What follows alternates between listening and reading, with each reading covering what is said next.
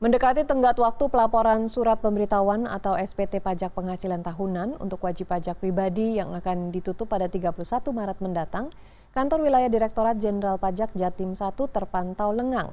Kurang 4 hari jelang batas akhir pelaporan SPT atau surat pemberitahuan pajak tahunan untuk kategori orang pribadi, Kantor Wilayah Direktorat Jenderal Pajak Jatim 1 atau yang menaungi seluruh wajib pajak Kota Surabaya tampak lengang dibandingkan tahun-tahun sebelumnya. Sementara wajib pajak yang melapor sekitar separuhnya.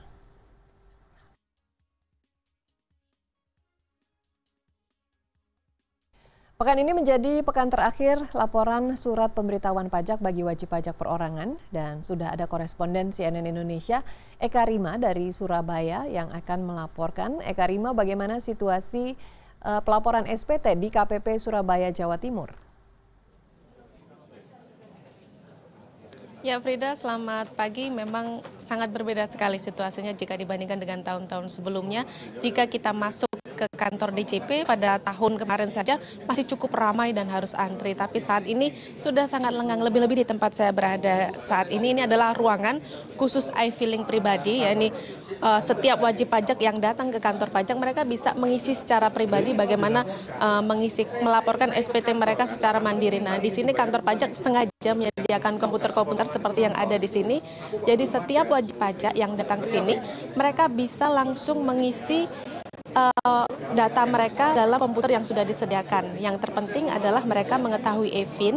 Nah, ini merupakan salah satu proses bagaimana mereka mengisi secara mandiri dan mereka bisa mengakses data mereka sebelumnya melalui email dari password yang mereka tidak lupa. Pastinya jika lupa dengan password bisa menanyakan kepada petugas yang sudah disiapkan di sini sehingga mereka bisa melanjutkan bagaimana proses pengisian tersebut. Dari satu ruang ini ada 2 petugas yang disiapkan untuk memberikan layanan jika saja ada wajib pajak yang mencoba menanyakan. Nah, di sini ini adalah salah satu petugas yang bertugas di sini untuk memberikan guidelines atau memberikan kisi-kisi kepada wajib pajak yang merasa mengalami kesulitan untuk mengisi setiap form atau juga mengisi daftar yang sudah disediakan dalam form-form yang berada di e-filing tersebut.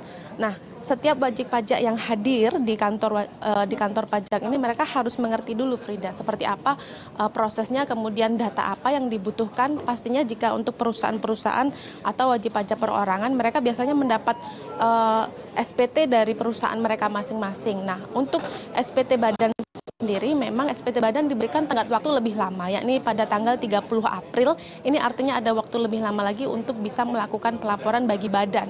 Namun sebenarnya e-filing juga bisa dilakukan oleh badan, tidak hanya oleh perorangan saja. Sehingga perusahaan-perusahaan ataupun instansi pemerintah untuk melaporkan pajak mereka tidak perlu atau tidak harus datang ke kantor pajak. Nah, e-filing juga bisa dilakukan oleh perusahaan-perusahaan ataupun badan tersebut sehingga mereka bisa mengurangi juga jumlah antrian bagi e-filing yang memang akan dilakukan sampai pada tanggal 30 April nanti. Sementara untuk wajib pajak perorangan, tenggat waktunya memang hanya sampai 31 Maret bulan ini artinya adalah pekan terakhir, namun antrian sudah tidak cukup banyak karena memang ada moto terbaru yang diberikan oleh oleh kantor pajak, yakni bukan soal bagaimana deadline terakhir, tapi mereka memberikan semangat bahwa mengisi lebih awal atau melaporkan lebih awal maka lebih nyaman. Ini yang terpenting bagi setiap wajib pajak untuk diketahui.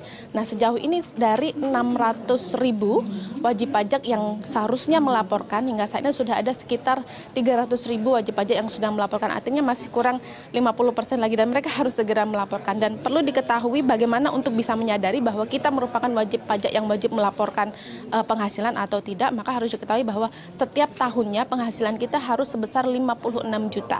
Ini bagi wajib pajak yang single atau belum menikah. Maka ketika dia sudah menikah harus ditambahkan dari 56 juta ditambahkan 4.500.000 dengan batas sampai anak ketiga. Ditambahkan 4.500.000 hingga sebanyak 4 kali, artinya sekitar 71 juta penghasilan dalam 1 tahun. Nah, jika kita memiliki penghasilan sebesar itu, artinya kita memiliki tanggung jawab untuk melaporkan kepada kantor pajak penghasilan kita tersebut untuk bisa diketahui berapa pajak yang harus kita tanggung atau kita laporkan kepada kantor pajak, sehingga tidak ada tanggungan pelaporan pajak yang kita alami jika kita mengetahui seberapa besar penghasilan kita setiap tahunnya. Frida. Baik, Eka Rima, terima kasih atas informasinya langsung dari Surabaya, Jawa Timur.